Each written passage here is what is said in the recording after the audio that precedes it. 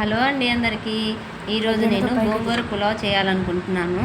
దానికోసం లేత గోంగూరని శుభ్రంగా కడిగి పెట్టుకోవాలి. తర్వాత కడాయిలో 2 స్పూన్ల నెయ్యిని 2 స్పూన్ల నూనె వేసుకోవాలి.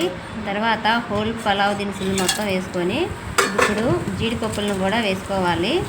తర్వాత కట్ చేసి పెట్టుకున్న ఉల్లిపాయ ముక్కలు, టమాటా, పచ్చిమిర్చిని కూడా వేసుకొని 2 స్పూన్ల అల్లం వెల్లుల్లి పేస్ట్ వేసి ఫ్రై చేసుకోవాలండి. ఇలా ఫ్రై అయిన తర్వాత దానిలో కొంచెం కొత్తిమీరను కూడా వేసుకోవాలి. తర్వాత మనం శుభ్రం చేసుకొని ఉంచుకున్న గోంగూరను కూడా వేసుకొని 5 నిమిషాలు మూత పెట్టి ఉడికించుకోవాలండి. తర్వాత మూత తీసిన తర్వాత చూడాలి, ఇలాగా గోంగూర మెత్తగా అయిపోతుంది.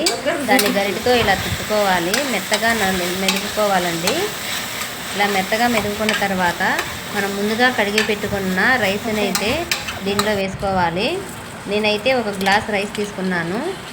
1 గ్లాస్ రైస్కి మనం 1.5 గ్లాసు వాటర్ అయితే యాడ్ చేసుకోవాలండి. పాత బియ్యం అయితే 2 గ్లాసుల్లో నీరు పోసుకోవాలి. కొత్త బియ్యం అలాంటిది అనుకుంటే 1.5 గ్లాసు పోసుకుంటే సరిపోతుంది.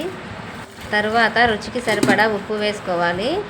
తర్వాత 2 స్పూన్ల గరం మసాలా, లేదంటే మీ దగ్గర బిర్యానీ మసాలా ఉంటే కూడా యాడ్ చేసుకోవాలండి.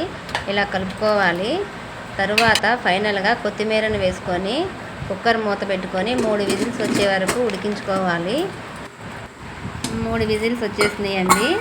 తర్వాత మూత తీసుకొని చూడాలి.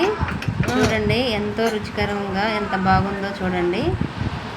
చాలా టేస్టీగా ఉంటుందండి. మీరు కూడా ఇంట్లో ట్రై చేసుకోండి.